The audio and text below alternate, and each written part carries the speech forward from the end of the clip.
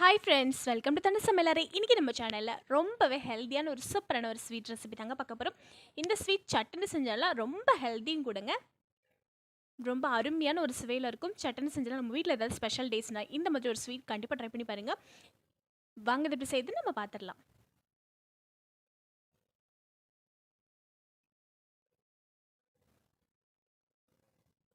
அதுக்கு ஃபஸ்ட்டு ஒரு பேனை சூடுபடுத்திக்கலாங்க. சூடுபடுத்திட்டு நம்ம எடுக்கிற எந்த கப்பில் நீங்கள் எடுக்கிறீங்களோ அதே கப்பில் மீதமுள்ள எல்லாத்தையும் எடுத்துக்கணும். நான் இந்த கப்பில் ஒரு கப் அளவுக்கு மட்டை அவல் எடுத்திருக்கேங்க. நார்மல் அவல் இல்லாமல் இந்த மாதிரி நார்மல் அவல் கூட யூஸ் பண்ணிக்கோங்க. டேஸ்ட் ரொம்ப நல்லாயிருக்கும். எது வேணாலும் சேர்த்துக்கலாங்க. சேர்த்துட்டு இது வந்து நல்ல கிறிஸ்பியாக ஆகிற வரைக்கும் இதை வந்து வறுத்து கொடுத்துக்கலாங்க. ரொம்ப கரிஞ்சு போயிடக்கூடாது. நல்ல கிறிஸ்பியாக நம்ம எடுத்து கையில் வந்து கொஞ்சம் நொறுக்கி பார்க்கும்போது நல்ல கிறிஸ்பியாக உடஞ்சி வருங்க. அந்த அளவுக்கு நம்ம வந்து வறுத்து கொடுத்துக்கலாங்க. தீயை வந்து மிதமாகவே வச்சுக்கலாங்க. கீழே வந்து சட்டுன்னு வந்து அதோடது குட்டி குட்டியாக உள்ளதெல்லாம் சீக்கிரம் வந்து கரிஞ்சு போயிருங்க. இப்போ வந்து அவல் வந்து நல்லா சூப்பராக வறுபட்டாச்சுங்க. கொஞ்சம் போல் மட்டும் மேலாப்பில் கையில் எடுத்து இந்த மாதிரி செக் பண்ணி பார்த்துக்கலாம். நல்ல கிறிஸ்பியாக இருக்குங்க. இப்போ இது வந்து ஒரு பாத்திரத்துக்கு நம்ம மாற்றிக்கலாங்க தனியாக. இந்த அவலை தனியாக ஒரு பிளேட்டுக்கு மாற்றி இது வந்து சுத்தமாக ஆற வச்சுக்கலாங்க. சூடு எதுவும் இல்லாமல் நல்லா ஆறட்டுங்க. அடுத்ததாக வந்து நம்ம எடுத்த அதே கப்பில் வந்து ஒரு கப் அளவுக்கு நிலக்கடலை எடுத்துக்கலாங்க. இந்த நிலக்கடலை போட்டு இதையும் நல்லா வறுபடுத்தி கொடுத்துக்கலாங்க. கருகிராமல் நல்லா வறுபட்டு வரட்டுங்க.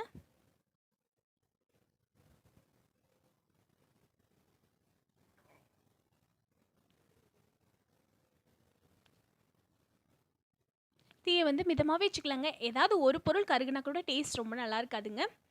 இப்போது நிலக்கடலையும் நல்லா வறுப்பட்டாச்சு. இப்போ இது தனியாக எடுத்துகிட்டு நல்லா ஆறுனதுக்கப்புறமா அதோட ஸ்கின் எல்லாம் நம்ம அதோட தோலெல்லாம் நம்மளுக்கு வேணாங்க. நல்லா க்ளீன் பண்ணிவிட்டு சுத்தமாக எடுத்துகிட்டு வந்துக்கலாங்க. இப்போ இது நல்லா ஆற வச்சுட்டு க்ளீன் பண்ணிக்கலாங்க. அடுத்ததாக வந்து நம்ம எடுத்த அந்த அவல் எடுத்த அதே கப்பில் வந்து ஒரு 1/4 கப் அளவுக்கு மட்டும் துருவின தேங்காய் எடுத்துக்கலாங்க. தேங்காய் எடுத்துகிட்டு நல்லா இதை ரோஸ்ட் பண்ணி விட்டுக்கலாங்க. தேங்காய் வந்து அந்த சூட்லேயே அடுப்பு ஆஃப் பண்ணிட்டு அந்த சூட்லேயே வறுப்பட்டு கொடுத்தா மட்டும் போதுங்க.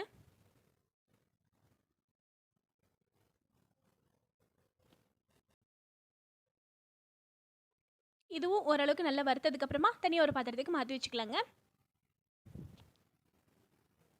அடுத்ததாக நம்ம வறுத்த பொருட்கள் எல்லாமே ஆறியாச்சு. இப்போ இந்த கடலை உள்ள தோலையும் எடுத்துகிட்டு இது கூட சேர்த்துக்கலாங்க. மிக்ஸ் கப்பில் சேர்த்துக்கலாம். அடுத்ததாக ஆற வச்சு வச்சுருக்க நம்ம வறுத்த அவளையும் உள்ள சேர்த்துக்கலாங்க.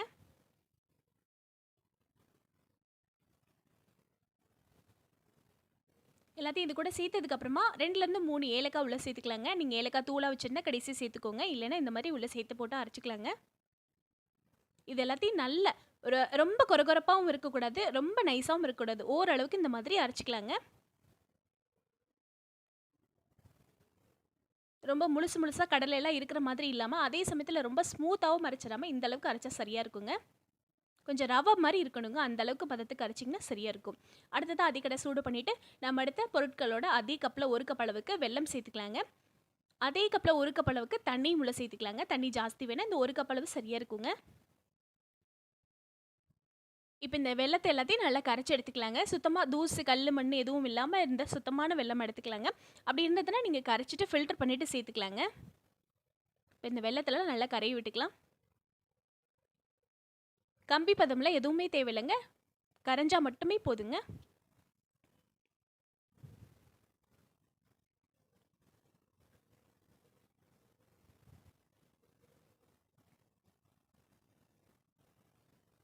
இதுக்கு வந்து துளி கூட நெய்யே தேவையில்லைங்க. சுத்தமாக நெய் எதுவுமே நெய் எண்ணெய் ரீஃபைண்ட் ஆயில் இந்த மாதிரி எதுவுமே தேவையில்லைங்க. இந்த சர்க்கரையிலே நம்ம சேர்த்து சூப்பராக செஞ்சிடலாம். டேஸ்ட் ரொம்ப ரொம்ப நல்லாயிருக்கும். இப்போது இந்த சர்க்கரையெல்லாம் நல்லா கரைஞ்சாச்சு. அடுத்தது நம்ம பொடி பண்ணி வச்சுருக்க அந்த மிக்சியில் வச்சுருக்கோம் பார்த்தீங்களா, அதை வந்து இதில் கொஞ்சம் கொஞ்சமாக உள்ளே சேர்த்துக்கலாங்க.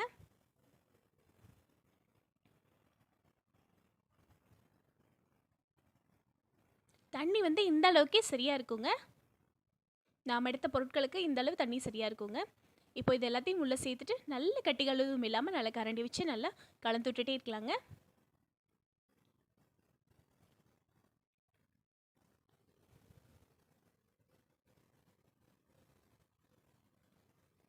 எல்லாத்தையும் உள்ளே சேர்த்துட்டு நல்ல கட்டிகள் எதுவும் இல்லாமல் சூப்பராக அமர்த்தி விட்டு நல்லா கலந்து விட்டுட்டே வரலாங்க. இது நல்லா திக்காய் வரட்டுங்க. நல்லா பொறுமையாக கலந்து விட்டுக்கலாங்க.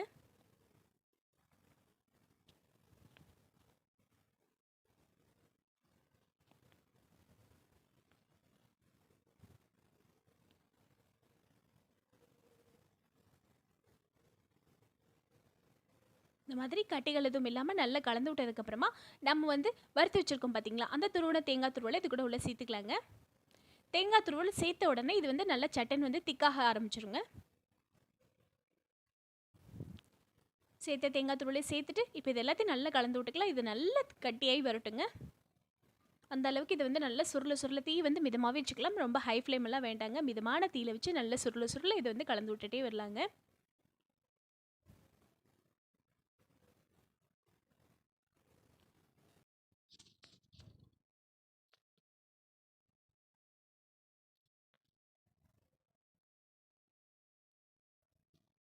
எல்லாத்தையும் நல்லா கலந்து விட்டுட்டே வரலாங்க. இது வந்து நீங்கள் ஃப்ளேமை வந்து ஹை பண்ணி வச்சிங்கன்னா இது வந்து சீக்கிரமாக வந்து ரெடி ஆயிரும். ஆனால் வந்து சட்டுன்னு இது வந்து கரிஞ்சு போயிடும். இதே வந்து மிதமான தீயில பண்ணும்போது அந்த சக்கரை பாவோட சேர்த்து இது வந்து இன்னும் கொஞ்சம் நல்லா அது கலந்து நல்லா வெந்து நம்மளுக்கு அருமையாக கிடைக்குங்க.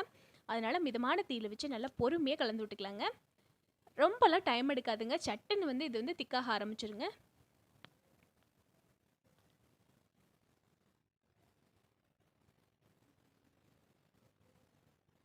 இப்போ பாருங்க இது வந்து சரியாயிடுச்சு. ஆனாலும் இன்னும் கொஞ்சம் வந்து லைட்டாக அந்த ஈரப்பதம் இருக்கிற மாதிரி இருக்குது. அந்த சக்கரை பாகு வந்து கொஞ்சம் லைட்டாக லூஸாக இருக்கிற மாதிரி இருக்குங்க. அதனால் இன்னும் நல்லா கைவிடாமல் நல்லா கலந்து விட்டுட்டே வரலாங்க.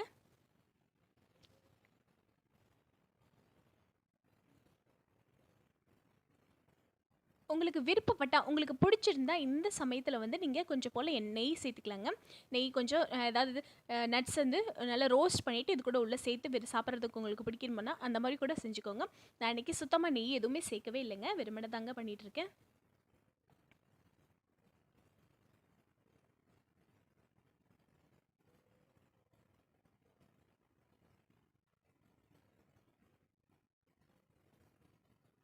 இந்த அளவுக்கு நல்ல திக்காக இருந்தால் தான் நம்ம வந்து ஒரு ட்ரேக்கு மாற்றி வைக்கும்போது அது வந்து நல்லா சூப்பராக செட் ஆகி வருங்க.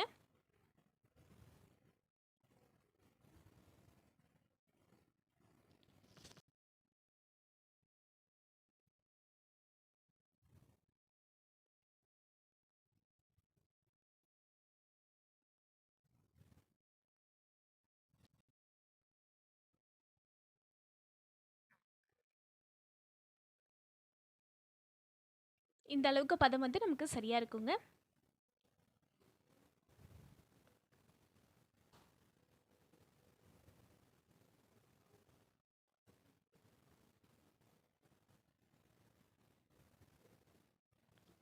ஸ்டவ் ஆஃப் பண்ணிவிட்டு அந்த சூட்லேயே நல்லா கலந்து விட்டுக்கலாங்க.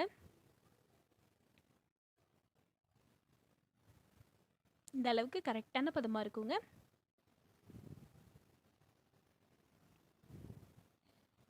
அவ்வளோதாங்க. ஸ்டவ் ஆஃப் பண்ணிவிட்டு அந்த சூட்லேயே மட்டும் நம்ம கலந்து விட்டுட்டு வெளியில் எடுத்து வச்சுக்கலாங்க.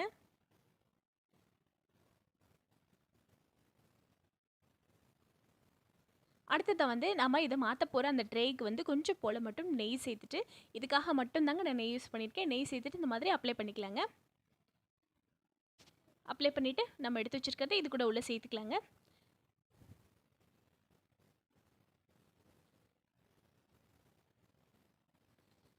சேர்த்துட்டு நல்ல ஒரு சமமான ஒரு கரண்டியில் வந்து நல்லா நெய் அப்ளை பண்ணிவிட்டு இதை வந்து நல்லா சமப்படுத்தி அமர்த்தி நல்லா செட் பண்ணி வச்சுக்கலாங்க.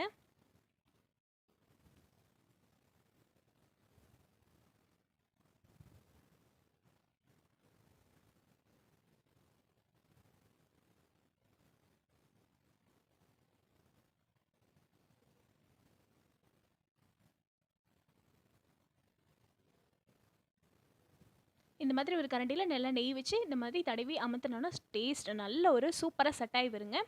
டேஸ்ட் ரொம்ப ரொம்ப நல்லா இருக்குங்க. ரொம்பவே ஹெல்த்தியான ஒரு சூப்பரான ஒரு ரெசிபியாக இருக்குங்க.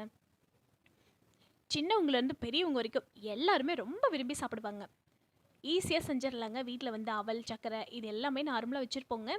சட்டுன்னு செஞ்சிடலாம். டேஸ்ட் ரொம்ப ரொம்ப நல்லா இருக்குங்க.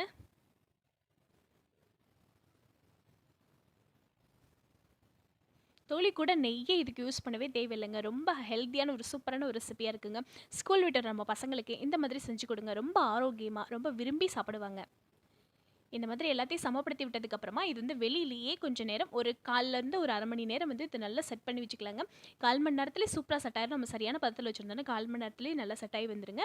இது இந்த மாதிரி வெளியிலே இருக்கட்டுங்க. இப்போ பாருங்கள், ஒரு 1/4 மணி நேரத்துக்கு அப்புறம் நான் பார்க்குறேன் நல்லாவே செட் ஆகி வந்தாச்சு.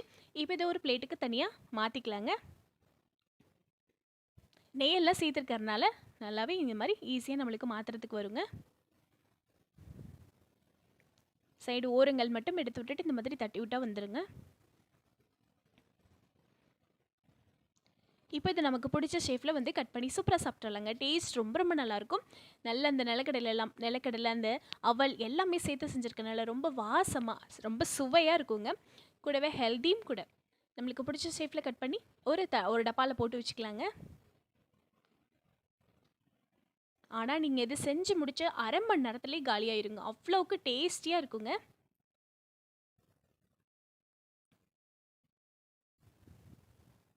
பாருங்கள், நான் துளி கூட நெய் எதுவுமே சேர்க்கவே இல்லைங்க. இந்த ட்ரேயில் வச்சது மட்டும்தாங்க. ஆனால் பாருங்கள், உள்ளெல்லாம் எவ்வளோ அழகாக நல்லா சூப்பராக இருக்குது பாருங்கள். பார்க்குறக்கே நல்லாயிருக்கு.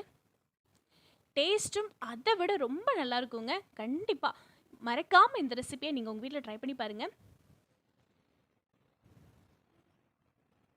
ஈஸியாக செஞ்சிடலாம். கண்டிப்பாக ட்ரை பண்ணி பாருங்கள். பிடிச்சா லைக் பண்ணுங்கள், முடிஞ்சால் சப்ஸ்கிரைப் பண்ணுங்கள். மறக்காமல் உங்கள் சப்போர்ட் நம்ம சேனலுக்கு எப்போவுமே கொடுங்க. இந்த ஹெல்த்தியான ஒரு அருமையான ஸ்வீட் ரெசிபியை நீங்களும் உங்கள் வீட்டில் ட்ரை பண்ண மறந்துடாதீங்க. ரொம்ப ரொம்ப டேஸ்டியாக இருக்குங்க. சட்டுன்னு முடிஞ்சு போயிடும். நீங்கள் செஞ்ச அடுத்த நிமிஷமே முடிஞ்சு போயிடும். அவ்வளோக்கு டேஸ்டியாக இருக்கும். கண்டிப்பாக ட்ரை பண்ணி பாருங்கள். நன்றிங்க.